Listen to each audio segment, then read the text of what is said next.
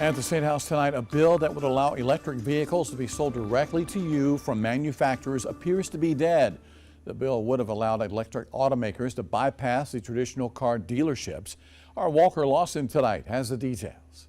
The real tragedy here would be if the men and women working in Blythewood manufacturing Scout vehicles cannot buy the products that they're making in this state.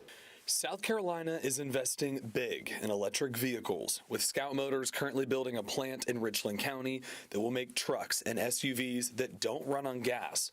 But when the plant's built, Scout won't be able to sell their vehicles straight to customers. But a House bill known as the South Carolina Consumer Freedom Act would allow vehicle manufacturers without prior franchise agreements in the state to sell their vehicles directly to customers. It would also allow them to operate their own service centers.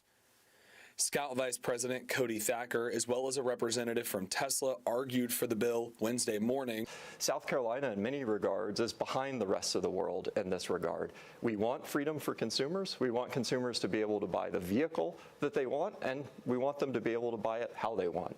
But car dealership owners say this would give electric manufacturers an unfair advantage, and that these car makers knew the law before they decided to come to the state.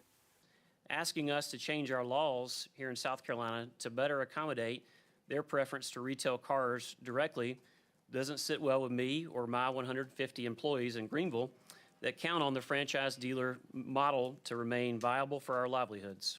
Representative Chris Wooten of Lexington says he had hesitations for its impact on dealership owners. Most of the people in the room voted for Scout Motors to come here with the premonition and with the excitement of creating 4,000 new jobs. But what hasn't been discussed is there's over 18,000 jobs that the dealers in South Carolina create. So are we exchanging jobs? Or are we creating new jobs? The committee ultimately decided to adjourn discussion.